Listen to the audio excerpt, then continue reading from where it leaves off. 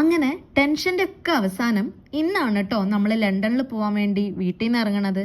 7 ദിവസം ഓമിനെ വിട്ടു നിൽക്കാനുള്ള ധൈര്യം തരണമെന്ന് പടച്ചോനോട് പറഞ്ഞ് ഉറങ്ങുന്ന ഓമിനെയും തോളിലിട്ട് പപ്പാനോട് യാത്രയും പറഞ്ഞ് ഞങ്ങൾ എല്ലാവരും കൂടെ രാവിലെ ഒരു 5:30 ആയപ്പോൾ തന്നെ എയർപോർട്ടിലേക്ക് ഇറങ്ങി. ആദ്യം നമുക്ക് ബോംബെയിലേക്കാണ് കേട്ടോ പോകേണ്ടത്. 8:10 കോഴിക്കോട് നിന്ന് ബാംഗ്ലൂരിലേക്കും അവിടുന്ന് ഉച്ചയ്ക്ക് 1 മണിക്ക് മുംബൈയിലേക്കുമാണ് ഫ്ലൈറ്റ്. എയർപോർട്ട് എത്തുന്നവരെ ഓമി നല്ല ഉറക്കമായിരുന്നു. എനിക്കില്ലേ ഈ ഫ്ലൈറ്റും ട്രെയിനും ഒക്കെ കയറുന്നതിന് മുന്നേ ടിക്കറ്റ് ശരിയാവോ, ചെക്കിനിൽ എന്തെങ്കിലും പ്രശ്നം ഉണ്ടാവുമോ, ഇതൊക്കെ ആലോചിച്ച ടെൻഷനായിട്ട് യാത്ര പറയുമ്പോൾ പൊതുവേ കരച്ചിലൊന്നും വരൂല കേട്ടോ.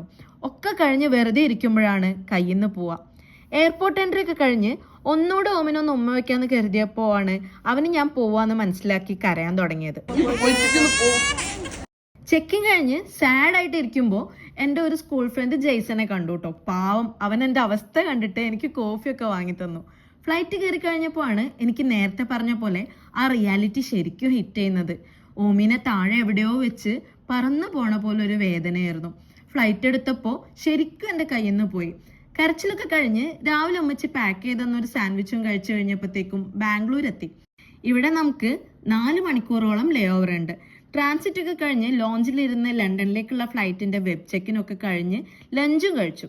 ഒരു 6-7 മാസം മുന്നേ ഈ ലോഞ്ചിൽ വെച്ചിട്ടാണ് ആദ്യമായിട്ട് ഓമിയുടെ ശരീരത്തിൽ ചോര പൊടിയുന്നത്.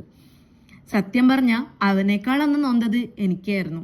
അന്ന് 11 മാസം പ്രായമുള്ള അവനെയും കെട്ടിപ്പിടിച്ച് ഞാൻ ഇവിടെ ഇരുന്ന് കരഞ്ഞ കരച്ചില് ഓർക്കുമ്പോൾ തന്നെ സഹിക്കാൻ പറ്റണില്ല. പക്ഷെ അന്നും എനിക്ക് ചുറ്റും കുറെ സ്നേഹവും കരുതലും ഉള്ള ഒരുപാട് മനുഷ്യന്മാരെ സഹായിക്കാനും ആശ്വസിപ്പിക്കാനും ഒക്കെ വന്നിരുന്നു കേട്ടോ. ഓർമ്മകൾ അങ്ങനെ അയവിറക്കിയപ്പോഴേക്കും നമ്മൾ ബാംഗ്ലൂരിൽ നിന്ന് മുംബൈയിൽ എത്തിട്ടോ. എയർപോർട്ടിൽ നിന്ന് ആര്യ സ്റ്റേഷനിലേക്ക് മെട്രോ എടുത്ത് അവിടുന്ന് ഓട്ടോ പിടിച്ചാണ് നമ്മൾ ക്യാമ്പസിലേക്ക് പോകുന്നത്. നാട്ടിലെ നല്ല മഴയിൽ നിന്നും മുംബൈയിലെ വിങ്ങണ ചൂടിലേക്കാണ് കേട്ടോ നമ്മൾ എത്തിയത്. ഈ യാത്രയിലൂടെ നീളമുള്ള ചൂടുള്ള വിശേഷങ്ങൾക്ക് ഇവിടെ നിന്നാണ് തുടക്കം. ക്യാമ്പസിലേക്ക് കയറുമ്പോൾ ID കാർഡ് ഇങ്ങനെ സ്കാൻ ചെയ്യുന്ന സമയത്ത് എൻ്റെ ഫോട്ടോ സ്ക്രീനിൽ വരുമ്പോൾ ഓരോ തവണയും ലിറ്ററലി എനിക്ക് ഗൂസ് ബംസ് വരാറുണ്ട് കേട്ടോ. ക്യാമ്പസിലെത്തി ഒന്ന് റെസ്റ്റൊക്കെ എടുത്ത് ഫ്രഷായി രാത്രി 12 മണിയായപ്പോൾ ഞങ്ങൾ വീണ്ടും എയർപോർട്ടിലേക്ക് ഇറങ്ങി. ഇത്തവണ എൻ്റെ ഫ്രണ്ട്സാണ് എൻ്റെ കൂടെ വരുന്നത്. അതുപോലെ ഞാനീ പോകുന്നത് എൻ്റെ ജീവിതത്തിലെ ആദ്യത്തെ വിദേശയാത്രയ്ക്കാണ്. വെറും 1.5 കൊല്ലം മുമ്പ് എടുത്ത എൻ്റെ പാസ്പോർട്ടിൽ ആദ്യത്തെ സ്റ്റാമ്പ് പതിപ്പിക്കാനാണ്.